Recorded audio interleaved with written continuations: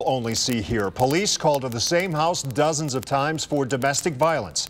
The husband ended up going to prison after bringing his wife home from a serious accident, letting her die slowly while her kids watched. Now, that was back in 2009. After serving 4 years, he moved across the state, and now he is accused of repeating the vicious cycle of abuse with his new wife.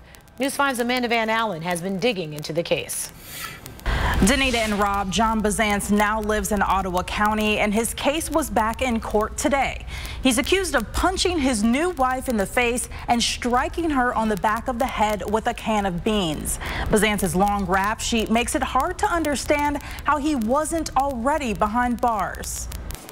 Stacks of court paperwork, all dedicated to just one man, John Bazance. He got a new mugshot almost every single year when he lived in Lorain County, starting in 2004.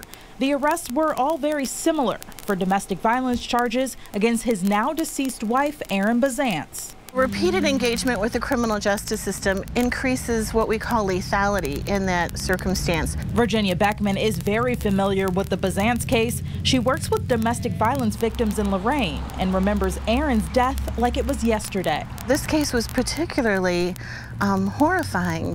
Erin died after her and John got into a physical fight back in 2009. She jumped out of the car and injured herself, but he refused to call police. He pled guilty to involuntary manslaughter. He could have been behind bars for 13 years, but the judge gave him 4. If we focus all of our attention on we need to get the victim to do something differently, well, guess what? Erin is no longer a piece of this equation, and that didn't stop the violence, did it? His latest charges, according to court paperwork, involve his new wife. Bazance allegedly choked her and put a can inside of a grocery bag and slammed her in the head with it. He's also accused of threatening to kill his wife. Beckman now hoping this case will be different.